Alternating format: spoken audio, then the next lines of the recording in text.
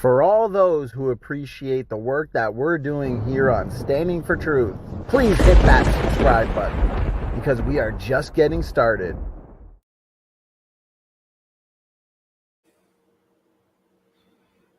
All right, guys, it looks like we are live for this incredibly exciting show. I've been looking forward to it all day. We've got a debate specifically on whether or not Noah's Ark has been found. We got some awesome guests with us tonight, some seasoned debaters. And actually, before I introduce them, though, I want to go over a couple quick reminders that next week's going to be another busy week. And I'm just pulling up my calendar here because tomorrow, make sure you're here because at 9 o'clock EST, we've got a debate with Bill Morgan versus Cygnus Eustis on the existence of God. So that's going to be exciting. As well as next week, we got a couple awesome events, guys, that I definitely don't want you to miss. Next Thursday, we've got Dr. Matthew McLean on with us, PhD vertebrate paleontologist. We're going to be discussing the mammal-like reptiles. As well as this Monday, we've got Dr. Ryan Hayes and Dr. James Carter on the show. In the afternoon at about 4 or 4:30 EST, we're going to be discussing abiogenesis. So plus you can check my channel, upcoming live streams, and you're going to see all of them set. So lots to look forward to, guys. I'm really, really excited. And enough for me. Without further ado, why don't we bring in the guests here? We've got Otangelo, Philip Williams, and David Neff. So thank you for being here, gentlemen. Otangelo and David have been here numerous times. A couple of the fan favorites. So thanks again for being here, guys. And Philip, this is Philip's first time here. So thank you so much, Philip, for being here, guys. Why don't I hand it over to you, gentlemen? Let's break the ice. Couple brief introductions just to let us know who you are, what you're doing over at your channels, so on and so forth. Why don't we start with David? David, thanks for being here. Well, thank you, Standing for Truth, for having me on again. It is a pleasure to be here. And thank you to Otangelo and Philip for agreeing to have this discussion with me. This, of course, is a very important topic, and I am very glad to have a platform to discuss it with you guys. So I am, of course, for the regular viewers, I need no introduction. I've debated Standing with Truth thousands of times by now. Um, I have an upcoming. Just a quick announcement. There will be an after show tonight on my channel, so everyone come to my channel afterwards for an open mic. Otangelo and I will be debating the Shroud of Turin next, which hopefully will be pretty soon. And finally, for those who don't know me, I will be attending the University of Maryland, Baltimore County, and studying biological science in fall 2021. Awesome. Well, thank you so much for that introduction there, David. Otangelo, you're next. Thanks for being here. Thanks for giving us your time for tonight's important discussion. Oh, I think you're on mute, Brother Otangelo. Okay. Yeah, thank you. Thank you, SFT, for having me again at your channel. It's a privilege. Thank you, David, for accepting to have this maybe not much a debate, but rather a conversation about Noah's Ark.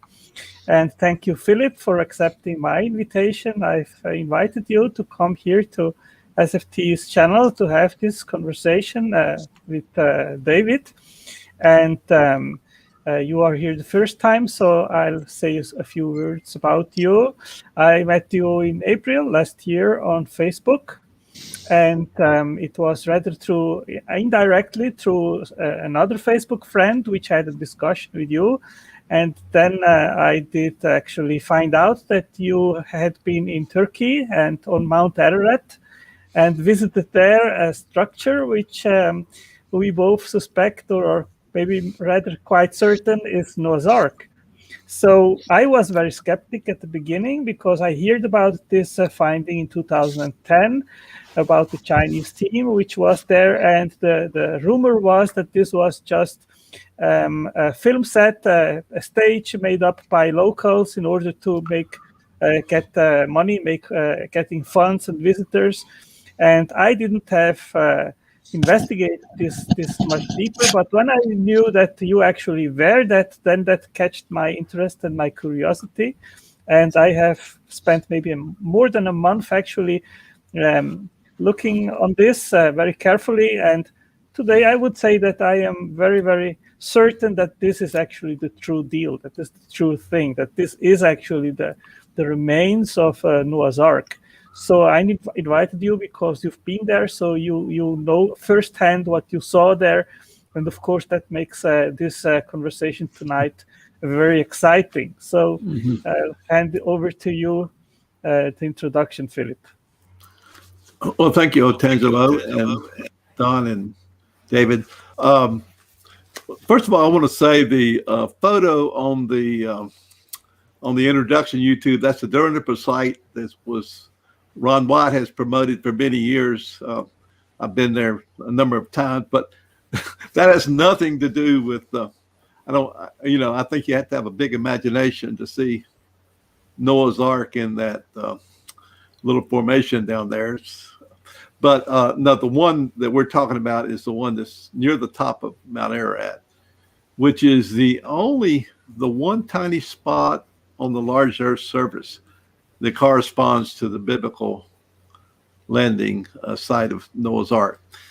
And I'll just mention how I got involved in this. Actually, it was simply answering the question about the flood. I'm scientifically trained, and when I became a believer, that was the problem. I think it's the problem for all scientifically trained in mainstream science. And so I decided, I didn't know what the answer was, whether it was a flood or if it was, what was the extent. So I actually made a search, but I did it in the archaeological evidence, which is something that the creationists, neither young or older creationists, they almost, when it comes to early Genesis, very little has been done there archaeologically. And I was searching for an answer. I would have, the only people that had evidence of the worldwide flood were the young Earth creationists. And I tried to adopt that view, but when I searched the archaeological evidence, I saw that there was a problem because there's too much human evidence prior to the time of Abraham, which would be in the Middle Bronze Age. So I made this search, and I looked for years, and I was not having any luck. And then I did find the time. Actually, I did a falsifiable procedure, David. I said if there was a flood, human beings should have disappeared. And then we should see a new dispersion coming out of the ancient Near East. And it should be very different from what went before this. And after a few years, I actually accidentally found that, and then started unraveling the problems in prehistoric archaeology is where the problems are. And I wrote this book. I published it in 2010 on the archaeological evidence of the flood. This is the first time anything like this has ever been done, and you can see here I actually make the trace of the earliest civilizations back to the ancient Near East Middle Bronze Age, and then I discovered that the Middle Bronze Age civilization is coming from this mountain in Turkey, but I didn't think the Ark would have survived. And several people knew when I was working on this connected me with some of these Ark searchers. And they, I discovered they had no interest. They didn't want anybody scientific involved asking questions. So, and the first time anything that sounded like it was fitting the archaeological search that I was doing is when I heard Ahmet Ertuğrul around 2006, and he was a European television channel, but I didn't hear any more about that until I was getting ready to publish my book on the flood, and then I heard the announcement by the Chinese about this, and I realized it was the same person, and but they were an evangelical media company, and they didn't know the archaeological world, and basically I came in and became got to know the discoverer, who is better known as Parachute, and I became the big defender of this discovery, and after a number of years, because I had connections in the archaeological world, and now the archaeologists are interested in it, and I'm not going to talk much more about that, except they are very excited to take a look at that, and they don't like to talk about things.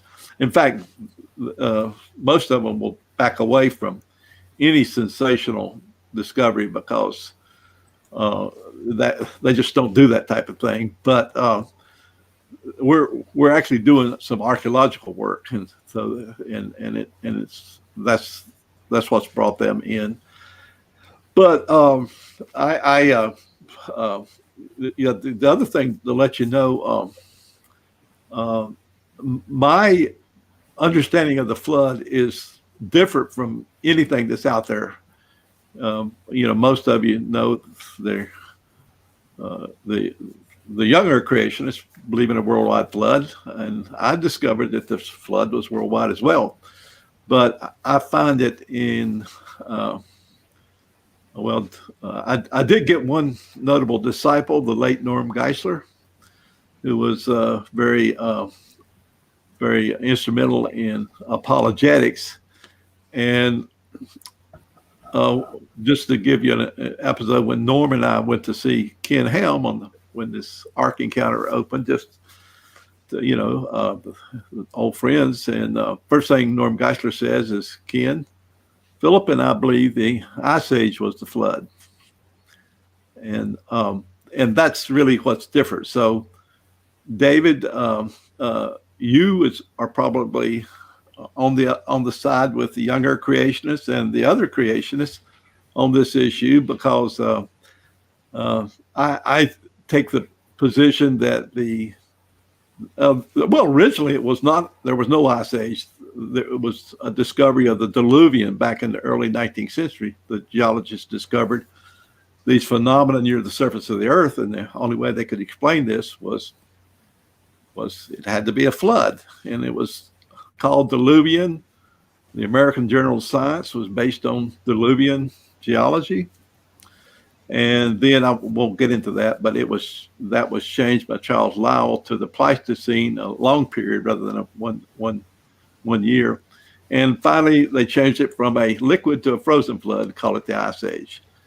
But that's my point in saying all this is my understanding of the flood is going to be different from any of your other guests. I know a lot of the guests that you've had on there, but probably they know your guests probably have known me a lot better than your listeners, because this discovery has been around for a few years. It's just been difficult to get everything together to get it surveyed properly.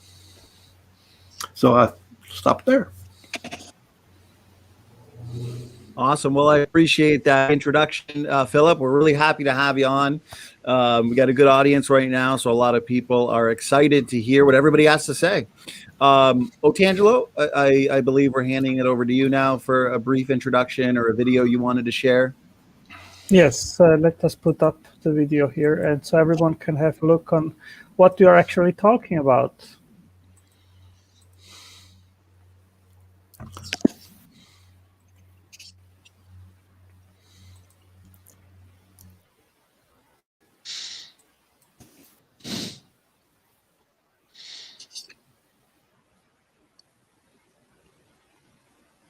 I think I forgot to put the music. Just a little minute.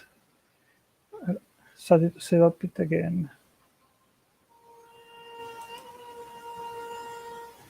Can you guys hear the music?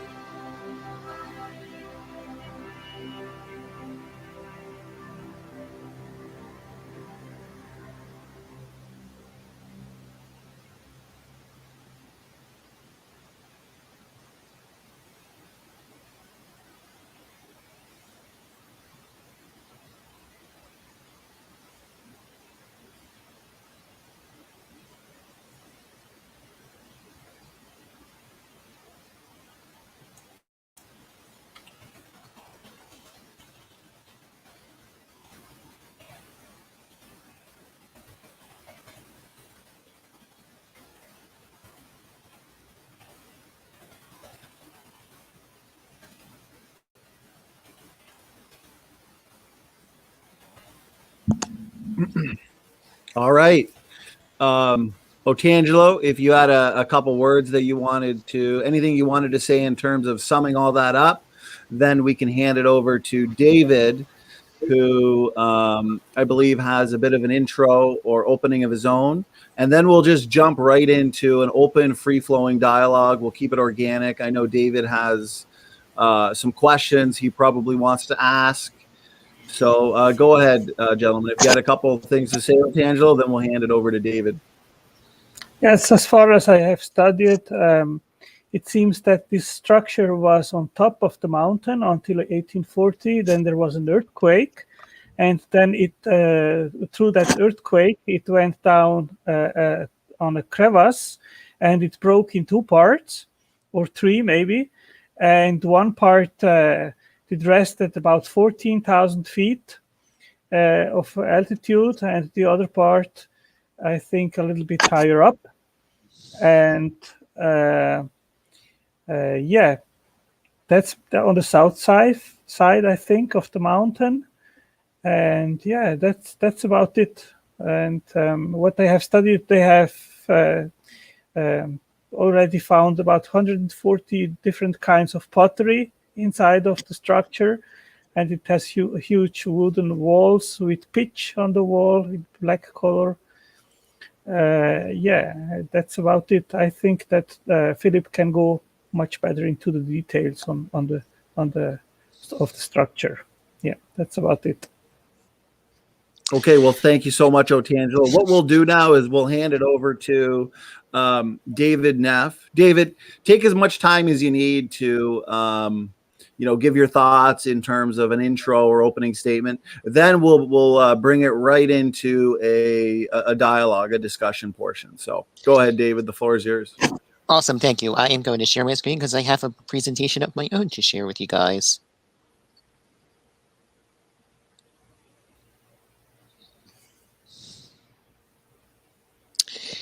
Well, thank you very much for having me once again, and thank you, Philip and Otangelo, for taking this time to debate me on this important topic.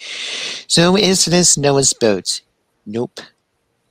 So, I'm going to be basing this on 4 major lines of evidence. Number 1, that this is in the wrong location. Number 2, logistics. Number 3, carbon dating. And finally, testimony. Let's begin with the first problem. The first problem is location. The Bible does not say what mountain the boat landed on it, but rather it says it was landed in the mountains of Ararat. So it signifies that this is a mountain range and not a particular individual mountain. So where is this Ararat? Well, a couple of clues. In Genesis 11:2, they're journeying from the east to the from east to west. So that would be if Mount Ararat is the site of the location, it will probably be from Turkey into Europe. But of course, we know that historical records show that this was supposed to be in the Middle East. And in Isaiah 37, Sennacherib was assassinated and his sons escaped to Ararat. So this indicates that it was probably closer to Ararat. So, excuse me, closer to Iran, Iraq, than it was to modern-day Turkey. And Dr. Humphreys from Creation Ministries International suggests that the Zagros Mountains is a better candidate. So what about Ararat?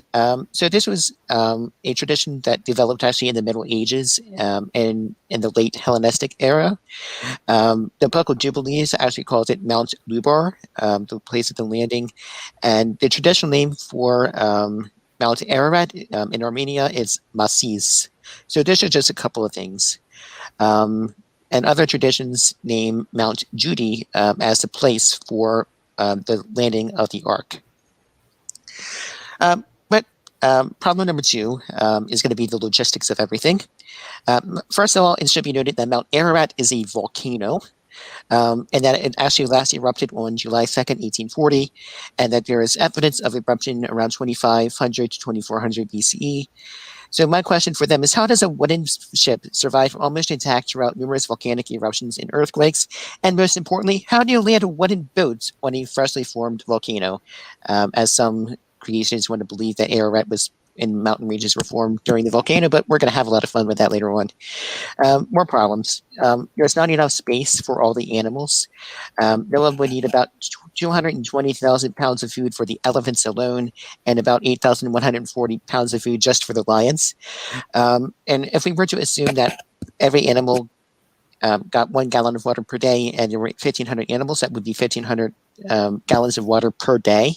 1,500 gallons of water, 1 gallon of water is about 8 pounds. So we have about 12,000 pounds of water that Noah needs to account for every single day. More logistics problems. How is Noah ventilating? How is he doing the ventilation and temperature regulations?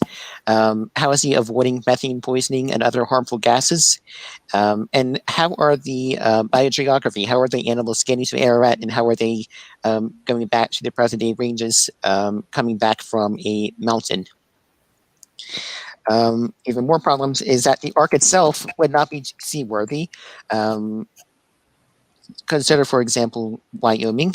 It was 450 feet long, so not as long as the fabled ship, and it actually needed pumps in order to keep water out, and eventually sank, killing everyone on board.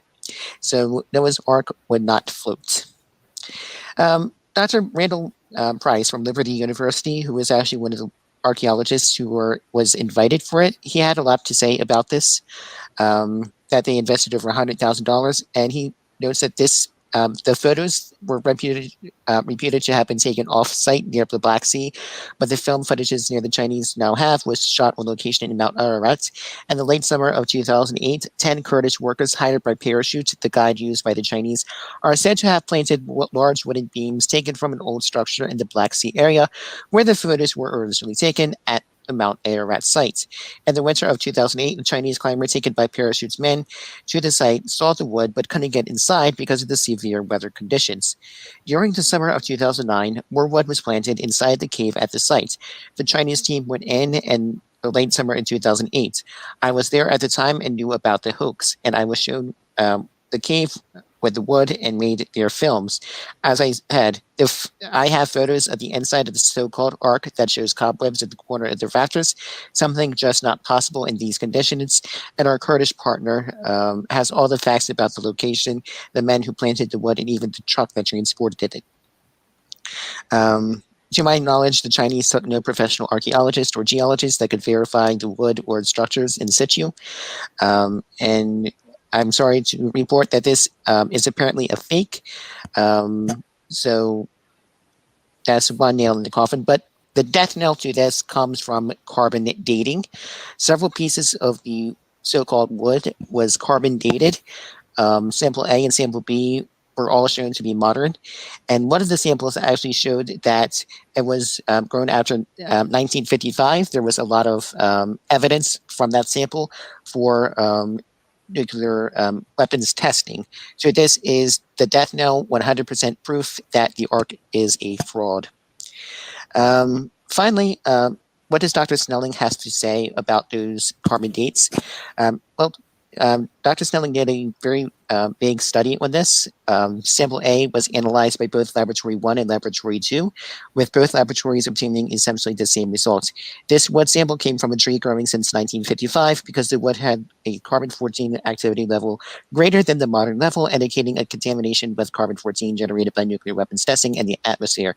So obviously this wood sample could not have come from any wooden structure that is the remains of the Ark, even if this wood was found on Mount Ararat. Sample B was also analyzed by both Laboratory 1 and Laboratory 2, and again, both laboratories obtained essentially the same results. This wood sample is dated at 120 plus or minus 25 years before present, and 135 plus or minus 30 years before present. Thus, this wood sample possibly came from a living tree between 95 and 165 years prior to 1950. The zero reference point or datum for BP, that is, the tree was possibly living sometime between 1785 and 1855. Thus, the wood sample B could not have come from any wooden structure that is the remains of the Ark. He further concedes that the fourth sample, Lab D, was only analyzed at one laboratory, and that this was Laboratory 3. So philosophical aside, so I'm going to talk a little bit about the philosophy of science here.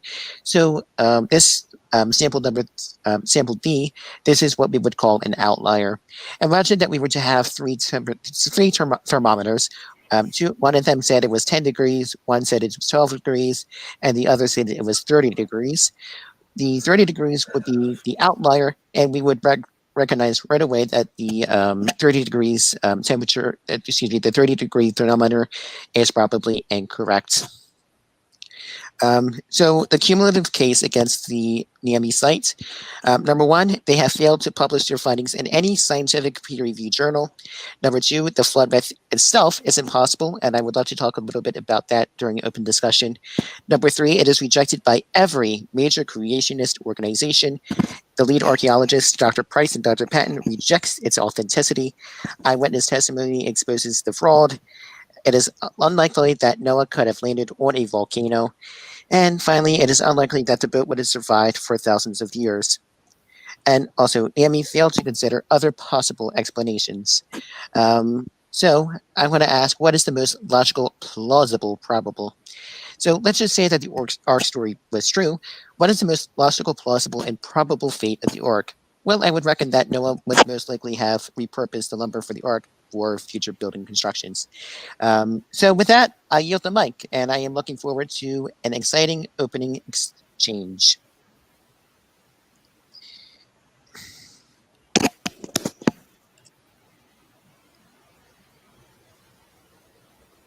All right. Well, thank you for that opening statement there, David Neff. Clear, concise. Thank you as well to Otangelo and Philip for some really good introductions and opening statements. Why don't we now, I'm going to hand the floor over to you guys for just an open dialogue. We'll keep it organic. If David has any questions or Otangelo and Philip have any questions as well, we'll just keep it equally timed and cordial. So, gentlemen, the floor is yours. Since David just ended with his opening, maybe Otangelo or Philip had a couple things to say first, just to kick it off. So go ahead, guys. Floor is yours. Yeah, Philip, your microphone is mute. I don't know how that happens. Okay.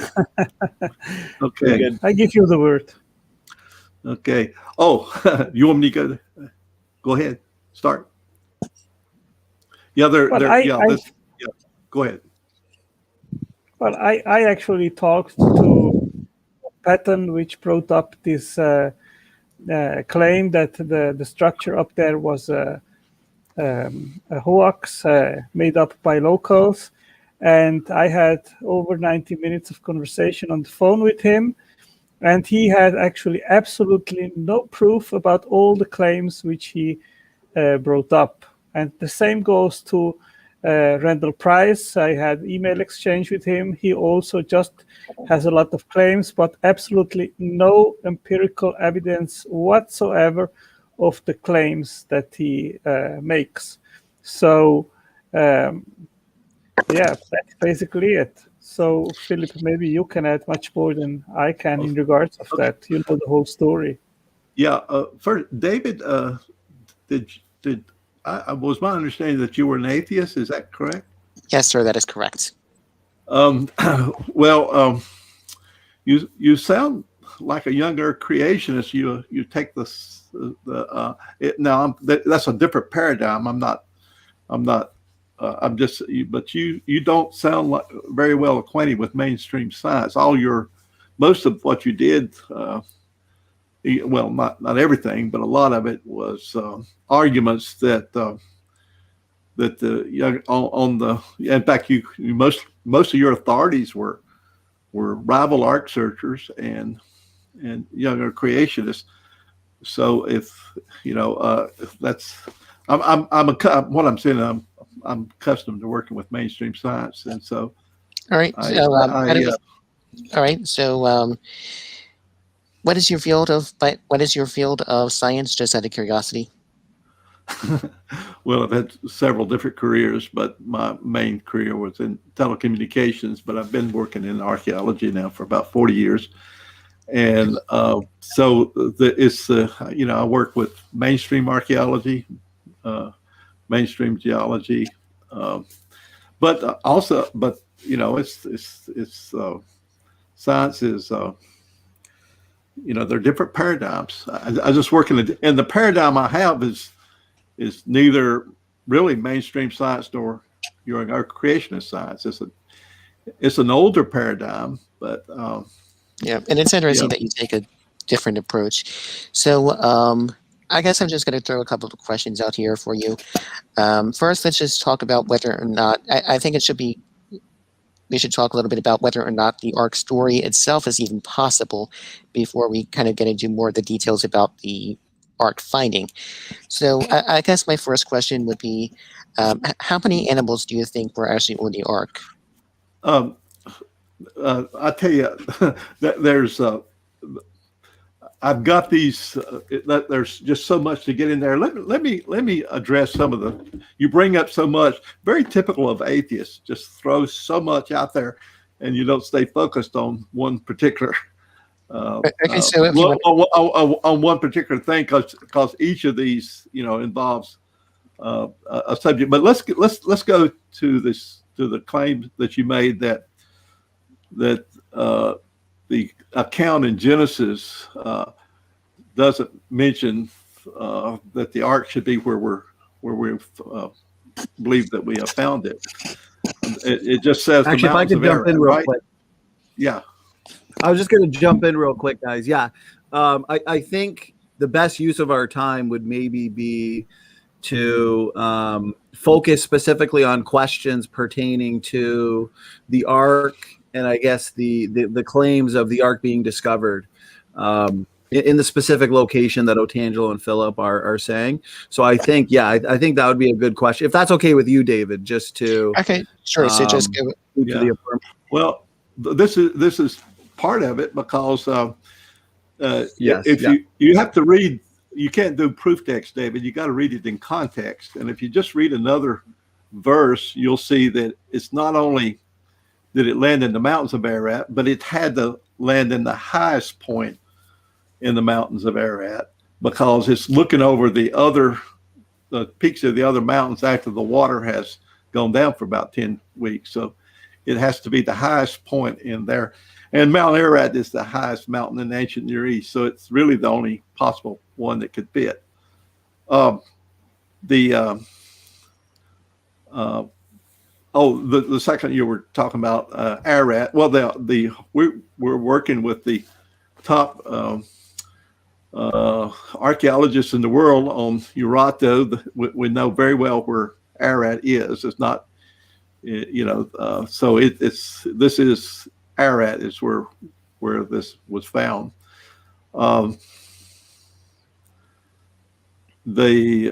As far as the reusing the wood from the Ark, there's all types of wood from before the flood. Why would they try to carry that wood down from a high mountain when there's so much wood available, both worked wood and unworked wood? By the way, I'm just looking it up, and there are a lot of taller mountains than Mount Ararat in the area. So not in Ararat. I'm sorry. Okay. You're just wrong. In the land of Ararat, this is the only mountain that would suit it. And you said there's been that this is a modern or medieval story that it landed on this mountain. Josephus says that it landed in the highest place in the mountains of he called it Armenia, writing in the Greek. But so there's okay. The account of Josephus would put it right where we found it. Okay, so where is Josephus getting his information from?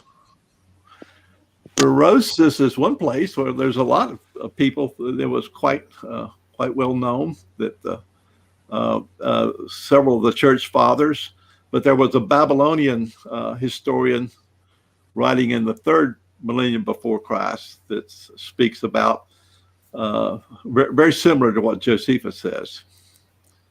So it was just accepted knowledge at the time of Josephus. Okay, so I guess how do you explain the carbon dating that shows that the wood was from the post 1959 with the nuclear testing? You're talking about Francis Navarro's. We've got world-class dendrichronologists working on the carbon dating, and I'm not going to say anything till they do. My dating of it is based on the pottery, and the pottery dates to the early Bronze Age, and that's precisely the biblical date of the flood, and it's leading from that. So we'll have to wait on that. But you're using a theory of radiocarbon dating that's just rejected by mainstream science. If you're talking about Andrew Snelling. Okay, so pottery. What dating methods were used for the pottery? Well, in pottery, there's typology, and you'll find there's a spread of two kinds of pottery from this Mount Ararat region at exactly the biblical date of the flood. And one is various rock called, it actually spreads down in Israel, called Kibbutz Kirak or Beth Ura, there near the Sea of Galilee where it was first identified, or it's called Kura Araxes for the two rivers in north of Mount Ararat. But it's the same pottery, it's just different name. And sometimes it's called Transcaucasian pottery. And it just spreads all over, which tells you that a new dispersion is coming out. And we've got the experts on this pottery. Okay, so let me ask, has this been published in any respected peer-reviewed journal, any of these findings? This information about Kibbutz Kirak and Kura Araxes, absolutely. Now, let me just say this. The archaeologists, they don't talk in terms of Noah's Ark, but we talk in terms of dispersions or migrations, and to use the archaeological language, if we've got a migration from this mountain, this is the most exciting event in the history of the world, really, since the time of Jesus. If it's not, now let me say, the archaeologists, they assume that this is probably a pilgrim site, maybe built in the Byzantine area, or it's probably the if you're if you're using the standard ancient Near Eastern archaeology, these flood accounts are not just in the Bible. So people are getting some flood accounts from about the same time. So this could be the source of the flood accounts. I personally believe that it's they're all getting from the same historical events. Okay. So we can actually make a hypothesis and a prediction based upon this. So are you familiar with what's called the founder effect? No, you can explain it to me right now. I'd love to hear it. Sure. So in biology, there's a couple things to keep a note of. There's the founder effect and bottleneck effect. So basically what happens in a bottleneck effect is a population is severely reduced down to only a few individuals. So everything, in this case, if everything was reduced to 2 individuals, this would be a severe bottleneck that we can find in genetics. And also, the founder effect would be when we have a group of population. So we have the main population, and then we have a group of populations that migrate elsewhere. So what happens in that case is that the people who migrate lose some of the genetic diversity from the main group. And when we actually do a genetic test, number one, we do not find any evidence whatsoever of a bottleneck effect that reduced everything down to 2 individuals. We do not find, what we do find is in genetics is that humans emerged in Africa, and we base this on several things. Number one, that Africa has the largest genetic diversity, which is exactly what we would expect from the founder effects and stuff like that. They also have a high rate of heterozygosity, much higher rate than any other areas. And also, when we do a phylogenetic study, the non-African genetic diversity is nested within the African diversity, which shows that humans 100% emerged in Africa. They did not emerge in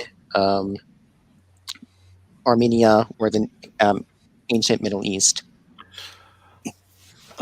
David, that's really getting into a more general a question about genetics. I was hoping to stay more focused on the ark here in the flood, but it's quite true that I understand. I'm familiar with everything that you said there, but the genetic clock. Well, by the way, it is well known. It's a Y chromosome. There's a single individual atom, and the mitochondria gives us a mitochondria Eve, which is interesting, more recent than the Y chromosome atom.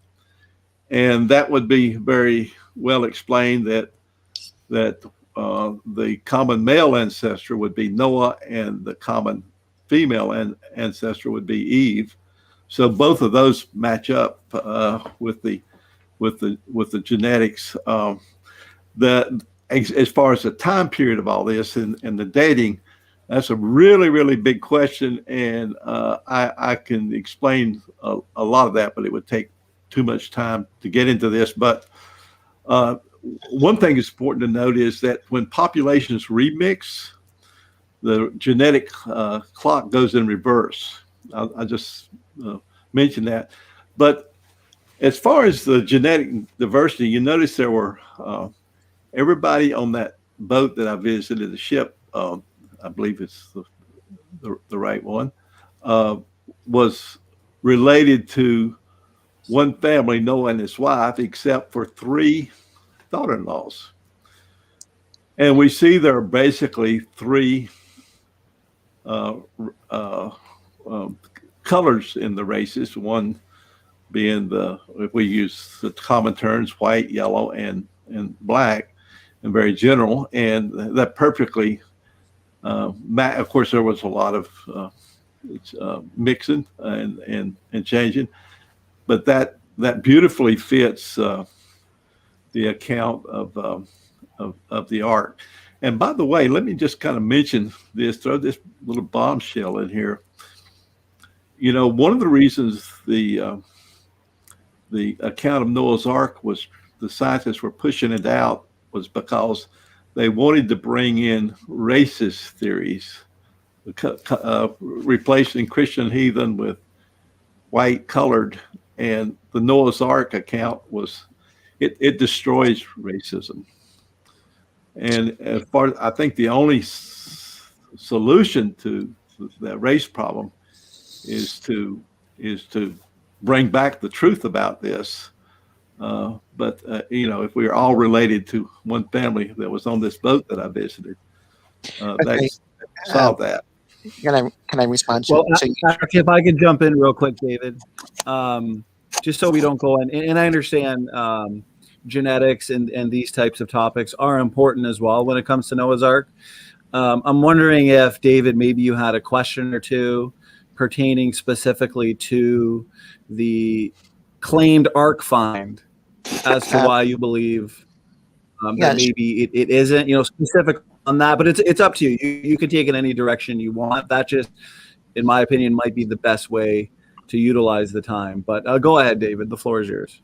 Yeah, sure. So the reason why I bring up biology and genetics is, number one, I'm a biology major, not a geology major or an archaeology major. But number two is that the biggest piece of evidence for or against Noah's flood would be in genetics.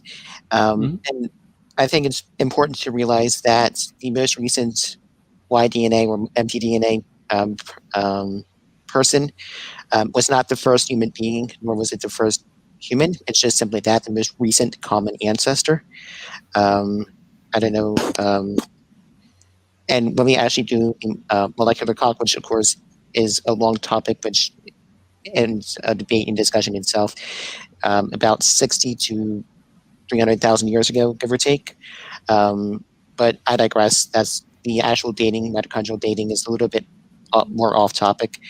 But would agree that the biggest piece of evidence for or against the arc would be found in genetics. That's a big one. In fact, we're the local governments were looking for a major scientific research center, and yes, and in genetics. By the way, the binomial classification system that you use in biology, did you know that was developed by trying to determine how many animals, how many species could fit on Noah's Ark and be properly fed? That's mainstream biology. If you research that, you'll find that's the case. That was Carl Linnaeus, who actually lived before Darwin. No, it's before Linnaeus. Okay, even before that. Yeah, so he borrowed the binomial system from now. But the adaptations that Darwin observed in South America, we both the creationists, younger creationists, and we believe that adaptations are very rapid. And when you see what happens with dogs and other types of domestic animals, you can see that you can have an adaptation of species very, very rapidly. And actually, the species today, this is one problem we may be able to solve because it's out of control. Is to what really is a species and what is a local adaptation that would reappear. Like if you turn your cattle loose, they're going to go longhorn again. So exactly how many basic species it is, that's an exciting question, and one we may be able to get the answers to through the work on this, assuming that we're going to find enough genetic DNA. We do know that this place in Ararat is a home to a lot of domestic plants like the grape and the apricot and many other things. It's right at it's where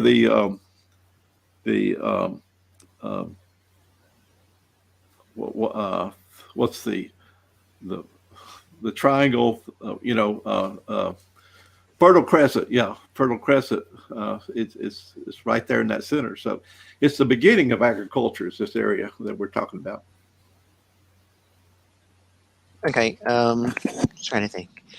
So the problem is, the vast majority of the biodiversity that we see today is well represented in art from a few decades to 100 years after the flood. So you have a very short amount of time to get all the species that we see today. But I digress. I'm not. But let's keep it on human population. Anthropogenists and others usually date the Tower of Babel to about 100 years post-flood. Do you agree with that dating, or do you have a different date? Yeah, in fact, I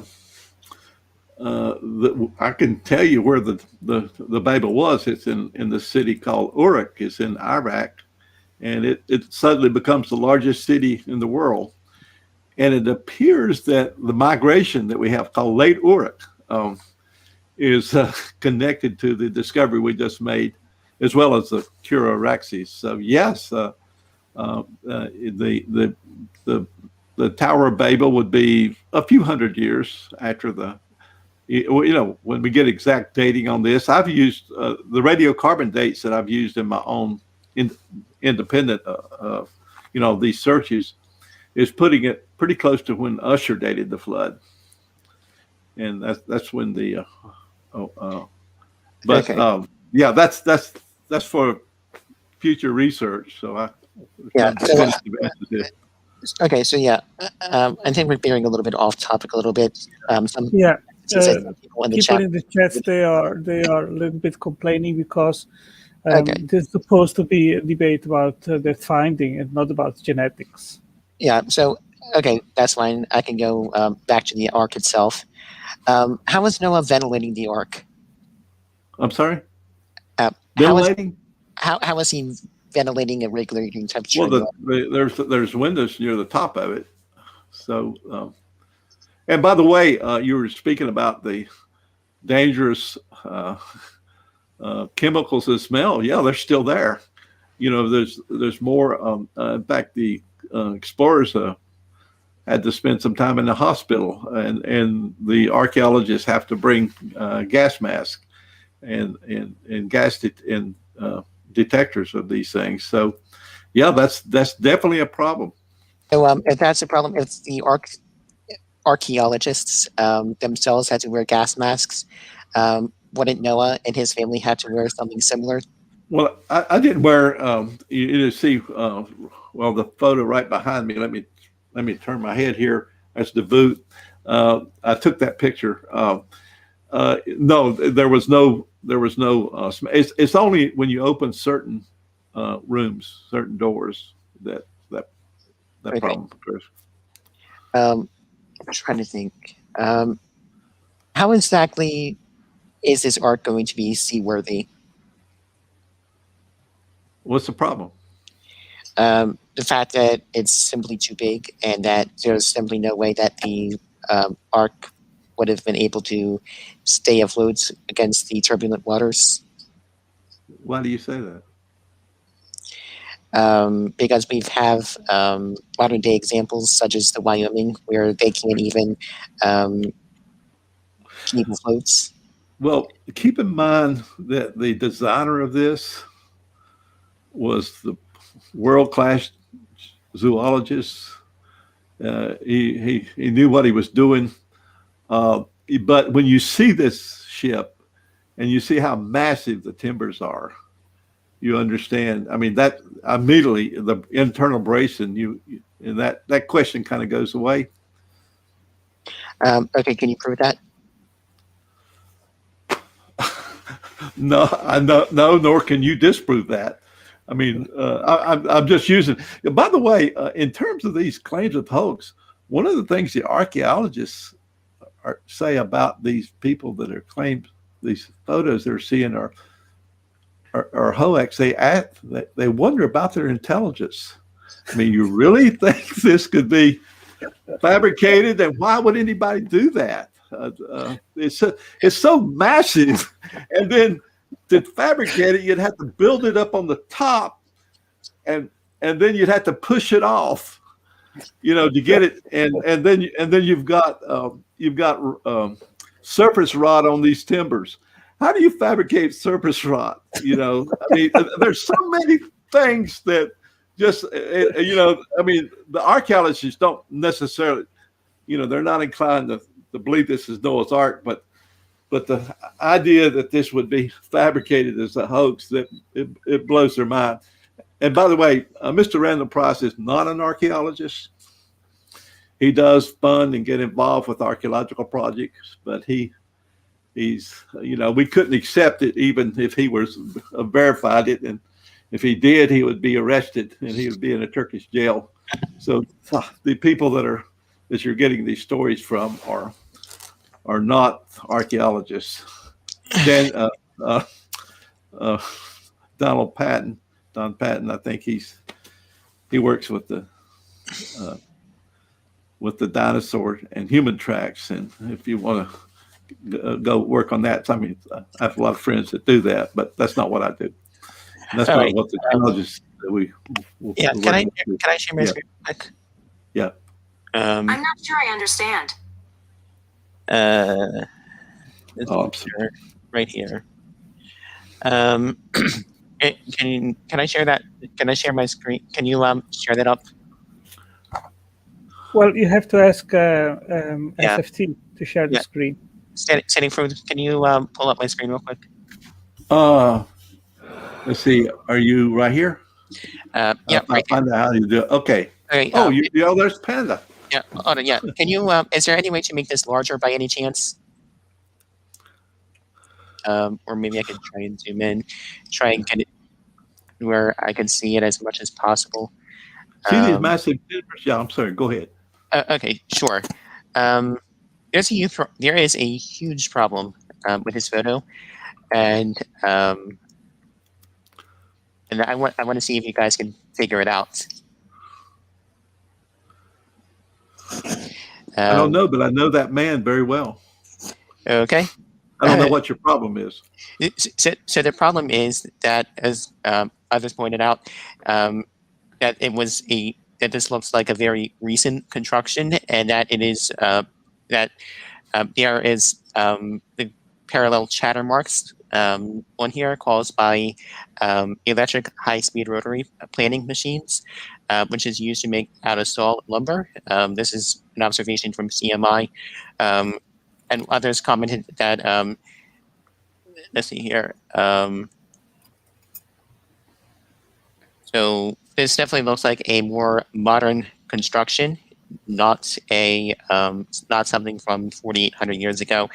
But I digress. How does something like this survive for 4,800 years with the volcanic and geological activity around it? Okay. All right.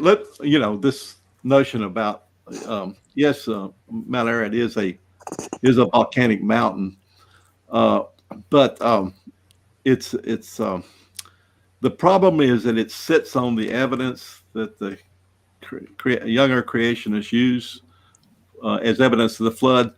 So it's so there's a big motive that the ark could not be on Mount Ararat, because that's going to create a problem with the younger creationist field. Now, as far as the wood is concerned, David, how much wood have you seen from 5,000 years ago, worked wood, or actually artifactual wood, not this actually been, what do you know about the technology from 4,500 years ago? Well, they certainly wouldn't have high-powered rotary machines, that's for sure. Well, let me just put that your sources have not looked at this wood up close. There are chisel marks. There's no evidence. We found no metal. These boards are put together like at about every 18 inches with these square wooden dowels. Really remarkable. But it makes for remarkable strong construction. But let me just go to the wood problem. You don't find wood that's been frozen for 5,000 years. Now, you do find elephants, mammoths, and the flesh is still, in some cases, wolves can eat it. There's a man found in the Alps back in the 90s, and his clothing and everything is still there because it was found like this. It's found in a glacier, so it's been preserved. And the only type of work, if you do find wood from this period, is probably in the form of charcoal. It's rotted. So you have no basis for comparison. We do know things like the pyramids and Stonehenge, very elaborate, woodwork, things that will survive. Stone, but we haven't seen this much organic materials. So this opens up a whole new window into the prehistoric world, what's now understood as the prehistoric world, because nothing organic survives that long. It's gone usually in a few hundred years, but nothing lasts this long unless it's been frozen. Okay. Where do I want to go next? Let me think. Where do I want to go next? Has there been any animal dung found in the area? There's reports of that by one archaeologist was not part of an official team. So I don't want to comment on that. So, but we're pretty sure there is. Yes. Okay. Has anyone done any genetic testing on the wood to see what type of tree it came from? Well, it appears to be. Well, we've had some dendrochronologists look at it, and it appears to be cypress oak. But that we'll wait on the official work to come in from the archaeologists. I don't want to. Okay. We could be surprises. Okay. Trying to think. Where exactly would Noah be storing all the food? Because he would have to take hundreds of millions of pounds of food and water for the animals to survive for a whole year. Yeah, well, it's interesting. Some of the viewers may have seen these white pellets in some of these movies from the Chinese. It turns out they appear to be Neolithic chickpeas. You can see that at my site. I have pictures about this, David. Now, the interesting thing about chickpeas is it's a very high source of protein, and almost any animal can eat it, plus human beings. So, I mean, we're just finding what we're finding, and some of the things were just surprising. Why is that there? There's all types of surprises. And let me just say this about the locals. They've always believed this to be Noah's Ark, but they're not archaeologists, and they're not scientists. So they want the scientists to look at it and tell them, if we've always believed this to be Noah's Ark, what is the science telling us?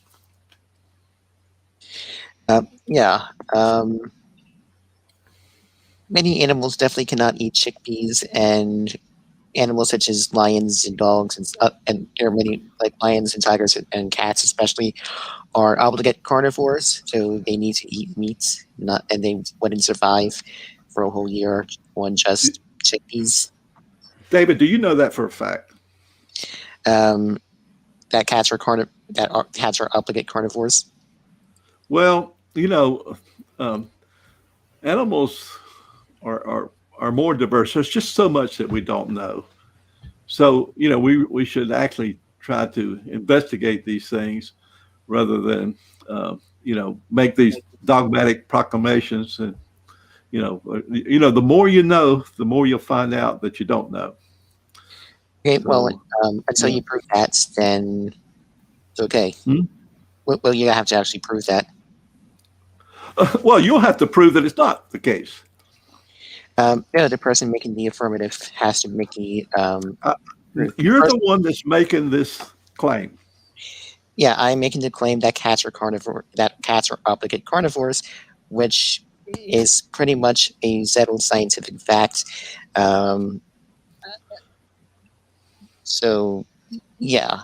I'm not saying they're not carnivores, but carnivores need protein, right? Like, there's no way cats are going to be able to survive on chickpeas for a whole year. Well, maybe there's other things that was available, besides the chickpea. I just mentioned that. There's just so much that we don't know. Okay, but again, you would have what can be asserted without evidence can be dismissed without evidence. And let's put, these studies have really not been made that we're talking about here. And by the way, as others pointing out in the chat, I do want to go back to Otzi. Otzi was actually dated to be about 3,354 BCE to 3,000 BCE, so he dates before the time of the flood. Who? What are we talking about? Otzi. I think you. Oh, Otzi. Yeah. He was dated to about 5,000 BP. Yep. And Otzi, I would say Otzi is one of my favorite finds. Yeah. Yeah, he's a great. In fact, we're using that as part of a model of the work we're doing. Okay. He dates to 5,000. In fact, I think he probably died in the flood. Okay, well, can you actually prove that? Because the no, and almost everything we talk about, you're not going to be able to prove it. We just have to make these studies and the evidence. The scientists are going to bring the evidence, and Yeah, the You can evidence interpret shows. it the way you want it. Okay, well, the evidence shows that Uzi was killed, not drowned in the flood. He did have injuries, and he seemed to have been fleeing from them. But there was a lot of violence. By the way, if you check, if you do some searches on violence, Bronze Age or violence or early Bronze Age, violence Neolithic, and you'll see there was an incredible amount of violence from that period. And if you read the account in the scriptures about why God brought the flood, violence was prominent among the reasons. Yep. Well, there's just as much violence today, so the flood really didn't seem to solve anything. I'm sorry? I said there's still a lot of violence today, so I don't really think that. Oh, yeah. You need to, yeah, there is a lot of violence today, especially as in the 20th century. But just everybody do a Google search. Do early Bronze Age violence, do Neolithic violence, and just take it from there, and you'll see what I'm talking about. Oh yeah, and I'm not disagreeing with you one bit. I mean, it's really severe. I mean, walled cities, and there's injuries, just everywhere you look, all over the world. Here's a question that I want to ask. How did all of the prey animals survive being eaten as soon as everything got off the ark? Because everything was reduced to only 2 individuals. So if all populations were reduced to 2 individuals and one of them were to die, then that species would be extinct. Right. Well, I assume there was an orderly release. It's kind of interesting. One of the reasons for landing the ark on such a high mountain is that's going to give the surrounding area months to dry out and a new crop to come. And by the way, it's kind of interesting. I brought this up to the archaeologists recently. This pottery trace, the Kura or Kura Araxes that I was talking about earlier, it turns out that this migration the sites are primarily found in the higher elevations. They're not in the lower elevation, and an indication that the water is still standing in the lower elevations. Maybe 100 years or so after the ark has settled down.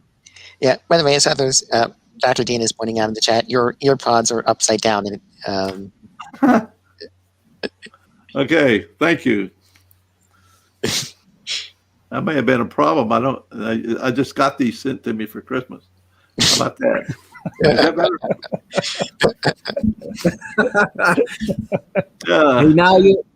Hey, Philip, now you'll be able to hear a little bit better, maybe.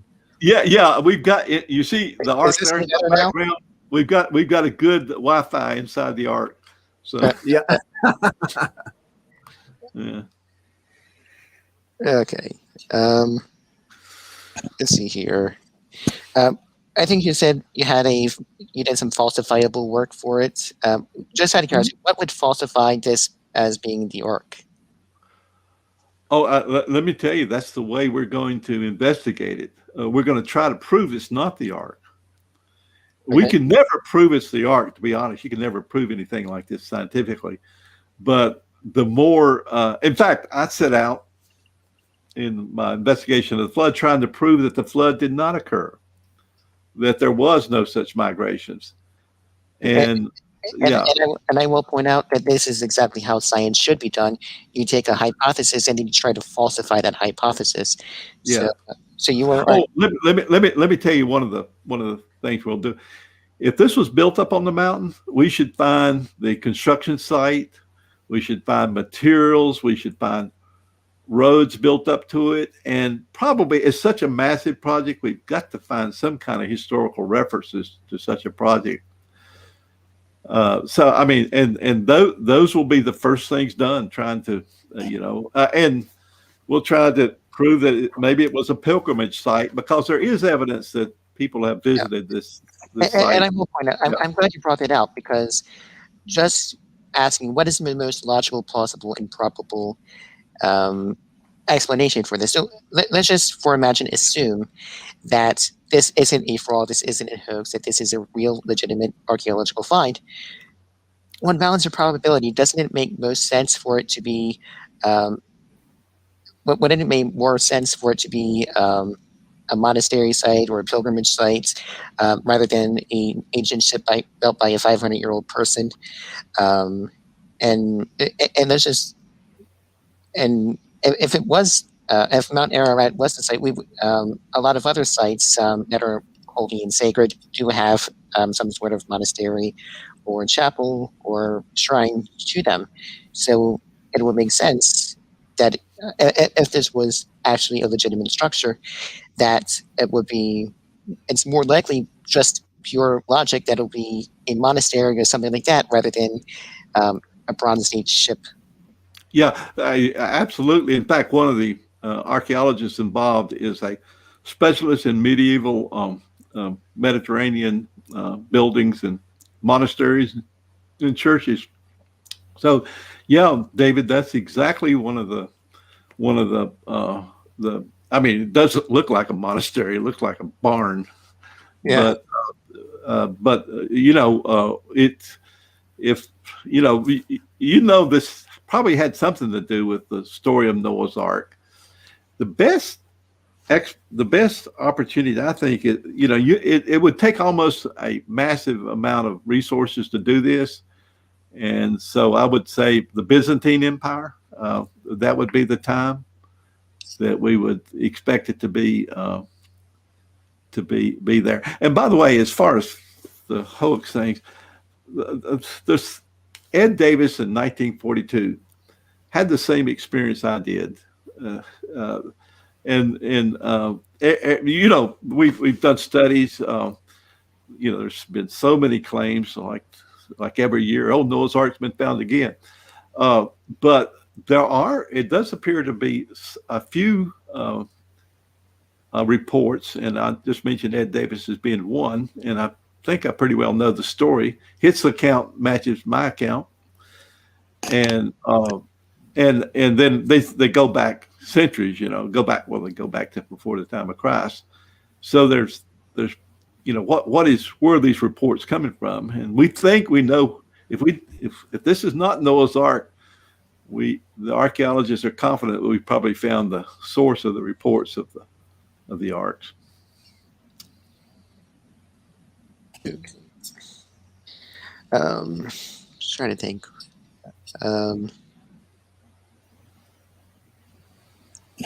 Just trying to think where I want to go next. I know I was going to say something. I can go back to one of the things.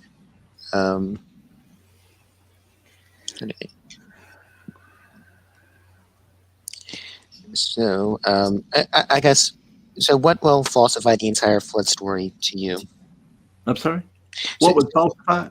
What would falsify the flood story entirely?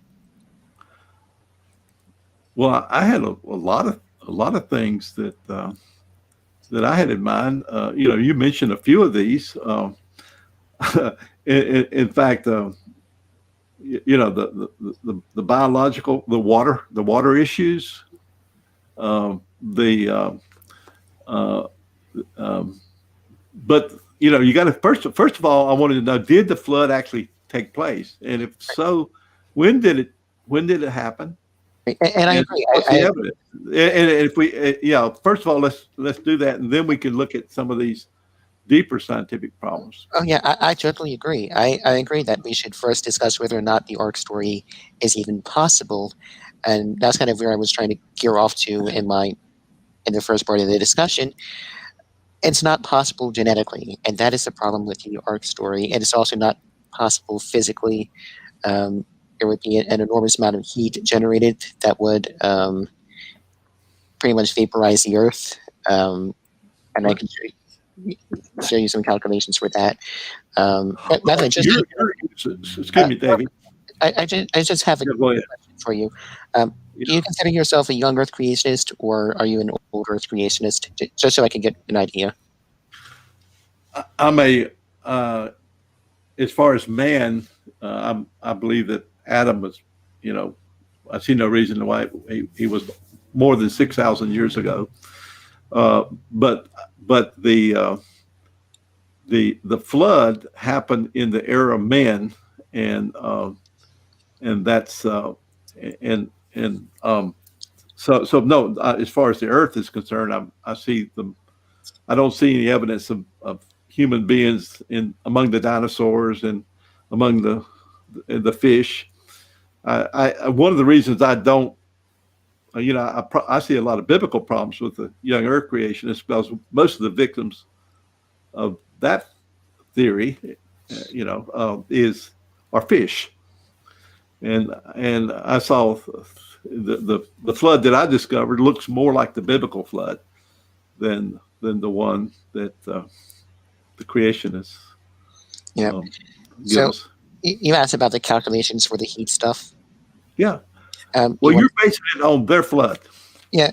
Well, what flood do you? What can you explain to me what your flood model is, since you say it's different from the others? Well, if you check the history of geology, you'll find that the discovery of that the Earth was older than man was done by Christian geologists, and they you probably know Cuvier, the famous French the inventor of paleontology, and he comes up with 4 different catastrophes, and one of them, and of course these are the ones that discovered the geological column, like the Cambridge explosion, which seems like the geology comes out of their work. But the last catastrophe seemed to be within the time period of human beings. Yeah. And that was called the Diluvian. And it was renamed the Pleistocene by Charles Lyell because he wanted to stretch it out. And that messed up the dating. And in fact, they didn't want to see human beings in the Diluvian, in these flood remains, because that would sort of indicate that this was the flood. They wanted to believe at that time that human beings had not migrated at the time that this last catastrophe occurred. And but once Lyell stretched the time period out from 1 year to hundreds of thousands of years, and then they accepted that, it's that era, and then they said, there are human beings in here, which we now call the Paleolithic men, and now we got the antiquity of man. Yeah. So just in time for Darwin. So all this dating depends on how we understand this period called the Ice Age. The viewers would understand this as the Ice Age. But in my view, there was no Ice Age. What now offered as evidence of the Ice Age was actually the flood, as geologists used to believe. And they call this the Diluvian. That means flood, not the Pleistocene. Do you want to see my calculations for the claim that the Earth would pretty much be overheated? Would you like to see my sources for that? I mean, what kind of flood model are you using that for? Well, there's a couple of different models that we can calculate just by rainfall alone. We can calculate what the atmospheric pressure would have to be for it to rain for 40 days and 40 nights all over the world. Are you assuming that the flood waters came from the atmosphere? Yeah, well, the Bible says that there was that rain came down, and then there's also water coming up out of the earth. So flood waters were open, so jet streams and stuff like that, whatever that would be. So that's what the Bible says. So let me share my screen real quick. This is from a scientific paper from Wheaton College. And I'm not sure if you've ever seen this paper called "The Physical Constraints of the Noachian Deluge." Are you familiar with that paper? the physical. I'm sorry. Who's the author? Leonard Soroka and Charles Nelson. No, I'm not. It looked like an older, 68. Okay. Yeah, published on 9 February, so 1983. So yeah, this is an older paper, but we can still do the calculations here. So I kind of want to take a walk through some of the calculations of some of the problems that we're having with the models. So here we have the water method here. It rained for the 40 days and 40 nights. That we currently don't have enough water in the atmosphere to accommodate this much water. The atmosphere needs to be about 840 times higher than it is now. It will have to be 99% water vapor, and which would make it impossible for animals to breathe. Thermodynamic considerations related for the condensation of enormous mass of water. Each kilogram of water vapor consists of 2.26 million. David, let me stop you just for a minute. Yeah, this seems to be based on Henry Marsh's flood canopy theory, which I don't even think the younger creationists subscribe to that anymore. So it's an outmode. It's all these calculations are based on a model of the flood that I don't think anybody uses now. All right. Well, there's 4 different models that is being tested here: rainfall, hydrothermal springs, comet impacts. I think 3 or 4 methods. Yeah, right. And that's not to mention others that are more modern day stuff. So I don't know, but you're still going to have to calculate that it's raining for 40 days and 40 nights. That rainwater has to come from somewhere, which would be the atmosphere. How much water vapor would be needed in the atmosphere to have it be able to rain everywhere on Earth for 40 days and 40 nights? Well, normally, in fact, I don't believe before the flood that there was any rainfall. The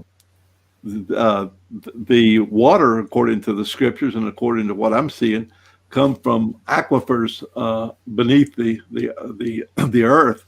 So you had and then after the flood, it goes into the oceans. So the oceans are sinking and stretching, which we know is in fact the case, and the mountains are rising. We know that that's in fact the case. In fact, even here in the Ararat region, they've risen almost a mile high in some places.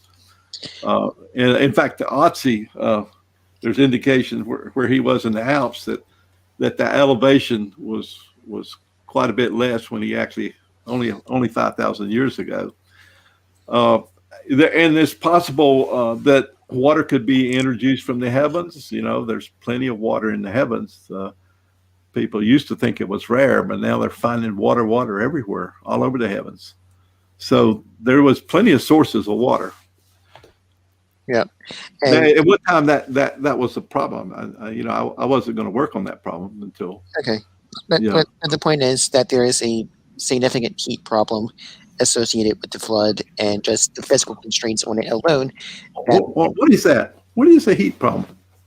So the heat problem would be the amount of heat generated for the flood alone. Do you accept accelerated nuclear decay as some creationists do?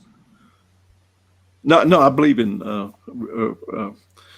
radiocarbon dating, and I use that. And there are problems with it, and there's a lot of problems with it. But if it's done properly, but I see no heat problem at all. I don't know what you're talking about. Why?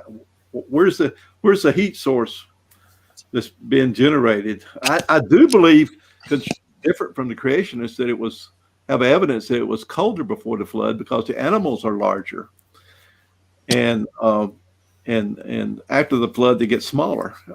So that's an indication that it was colder before the flood. Yep. And if you want something more modern, from the Answers Research Journal, William Worker actually is working on a whole list. Just out of curiosity, do you subscribe to the catastrophic plate tectonics model? No. Okay.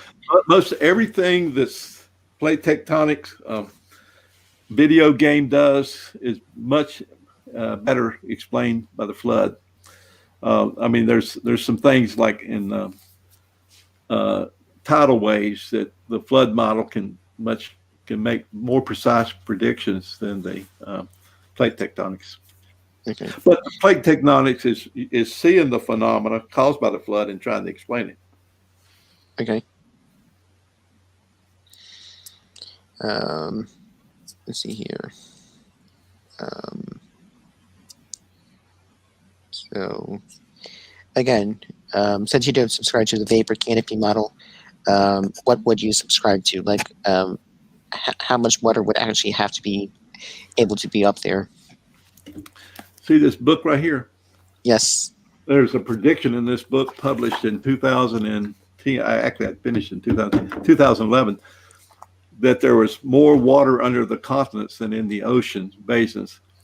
And just a few years after I published that book, sure enough, it's now known that there's enough water under North America, more water under North America than in the oceans. Now, a lot of this water is in crystalline form, but actually but you got to ask how to get down there. But when you start digging really, really deep, like the Russians did with the Moho borehole, you find the digger you deep, the more water you find.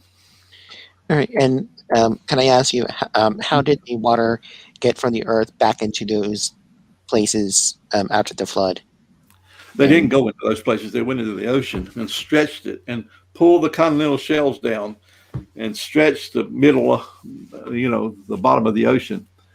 And but and some water is still coming out of the earth. You're like all these, even in the ocean floors, there's these vents that can cut through submarines. And of course, volcanoes, the water coming out of volcanoes it's water causing the volcano to explode.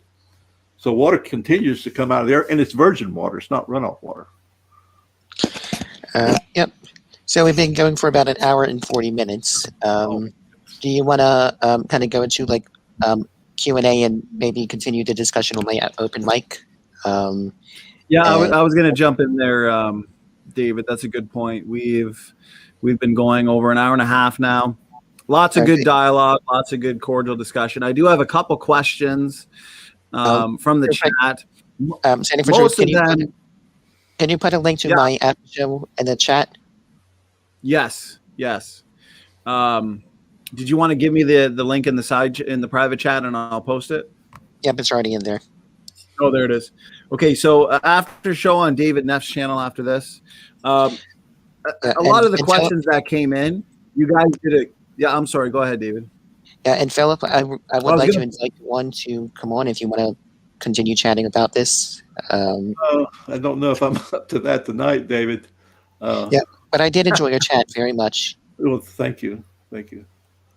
Well, why don't we do this? I got a couple questions. Most of the questions, to be honest with you, you guys did a really good job after the question was answered. You guys ended up touching on that topic anyways. So I really only have a couple questions I think that possibly you guys didn't touch on. Did you guys want to take a minute or two to kind of sum everything up in the form of some final thoughts as to how you think the discussion went? Or do you want me to just go right into these last couple questions? Totally up to you, gentlemen. I don't care either way. Feel free to go right into questions if you want. I really don't have anything to say other than come to my after show. All right, guys. So David Neff, go to his after show. Should be a lot of fun. And Philip, did you have any final thoughts, concluding thoughts before we move into a couple? Yeah, I know. It's really a curveball at David because it's a new flood model. I guess that's my main thought is there's now right now if you divide the Genesis explanations between younger creationists, such as Ken Ham and most of the viewers here, a friend, and then the older creationists, non-evolutionists like Hugh Ross, also a cordial friend, and then none of those are evolutionists, but you do have the biologists and the evolutionists. But with what you're seeing here is a new paradigm, which I call scripture science, not creation science, and it's completely different. So it has to be addressed as a and by the way, I it's going to be fun because the younger creationists and older creationists and unbelievers can get together and try to prove that in fact the ice age was not the flood, and that I'm wrong and falsify this. But I'll be coming to I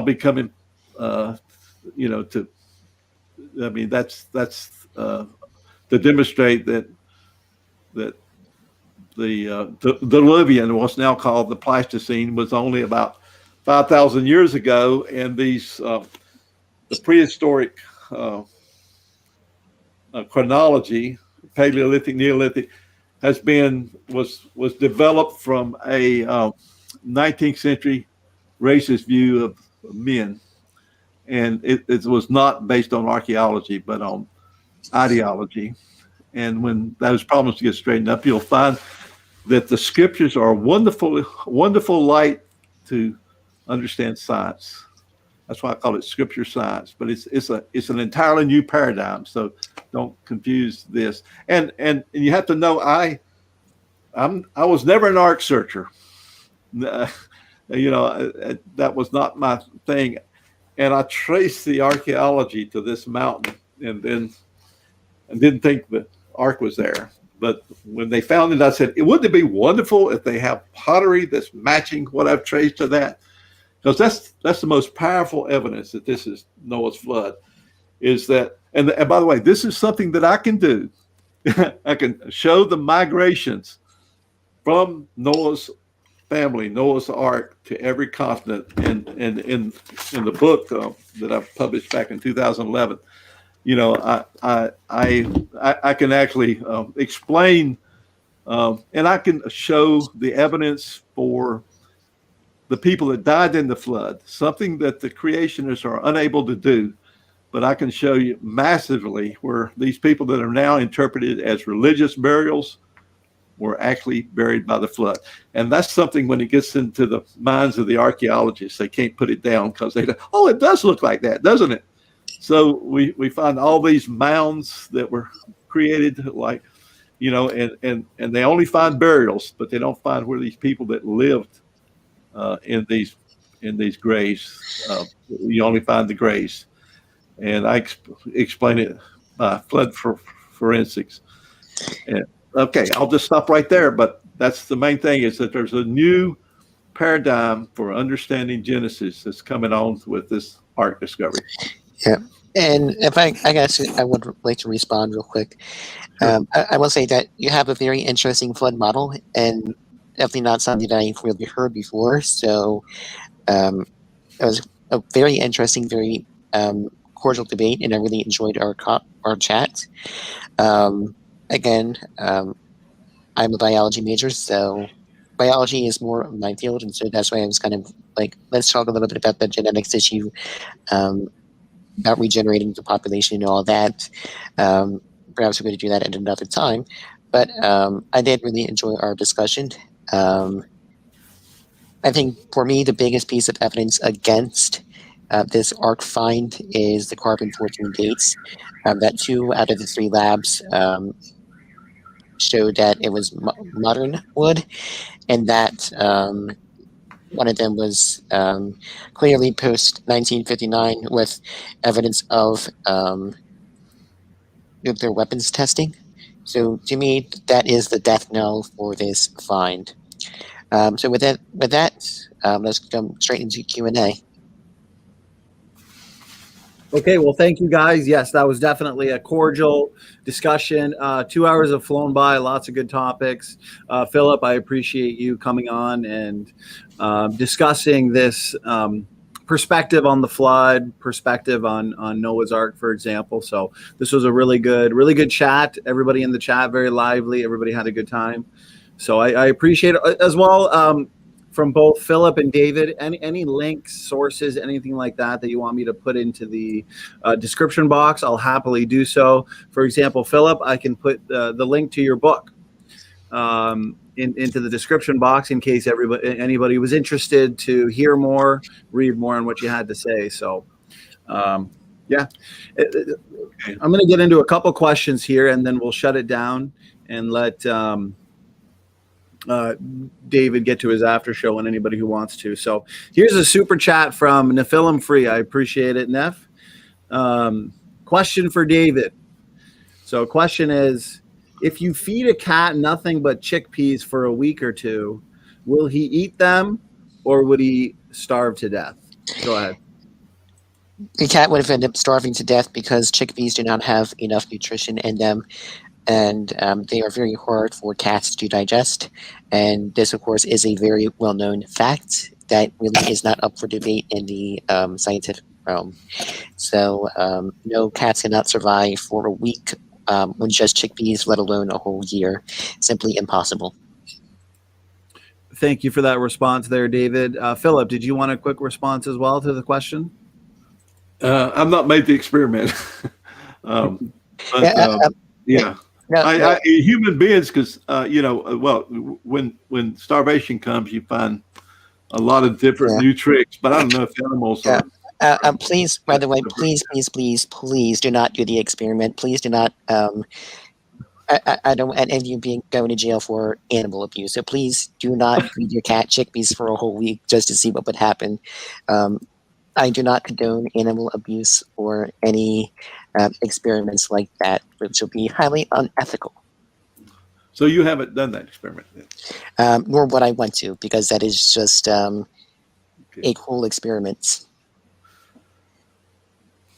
All right. Well, that's and that's good, guys. Thanks for the back and forth. And the questioner, Nephilim Free, I know you and him will be looking to set up a follow-up debate. So you guys could probably discuss that more then. That should be fun. Your first debate was fun with Neff. So a lot of these questions, to be honest with you, you guys discussed anyway. So what I'm going to choose this one question that I feel wasn't really brought up during the discussion, and then we'll call it a night here. So question is from Jonathan Guzman. Thanks for the question. He says, can you ask Philip's opinion on the Paluxy River tracks? Do you believe that they are theropod dinosaur tracks, in your opinion, Philip? Well, I have friends that are involved in that, and but by the way, all of us, we're except David, but we're believers with different scientific opinions. So this is the way to understand my I've got a different thing. No, I've never. I don't think that humans. We don't have any. And how did they get there in the time of the flood? With human beings and dinosaurs. I think the ICR and Answers in Genesis reject those, and I agree with both of those organizations that they probably are not there, and I don't have any confidence in the geologist Don Patton that made his name there with those tracks, and he was he's got a different paradigm than I use. I'll just say it that way. Okay, well, I appreciate that answer. David, unless you had a response to that question as well, I think we will start wrapping it up. We've been going for a couple hours, and I think this would be a good place to call it a night. So, yeah, and again, Otangelo and I know Otangelo didn't really speak that much, and that's okay. Otangelo and I are planning on doing a debate when the Stratoturin. So that should be fun. We're going to try and get that set up. So everyone come on over to my after show. I believe Standing for Truth put a link to that in the chat down below. Yep. with that, everyone, come on over and have some fun. I'm not going to join you, David, but I was glad to have the conversation and pleased to meet you, and good luck with your biological career. So that's it. I appreciate it. I appreciate it from the both of you. Thank you for giving us your time for this. Like I said, really good dialogue, really good, cordial discussion. So, Otangelo, thank you for helping to arrange this. To the audience, check us out. We'll be back here tomorrow night for another debate on the existence of God. We have Bill Morgan will be with us here tomorrow. So, everybody, thanks for some good questions, super chats, and a lively chat in the audience. So, anyways, SFT is out. God bless everybody. All right. Good night. Okay.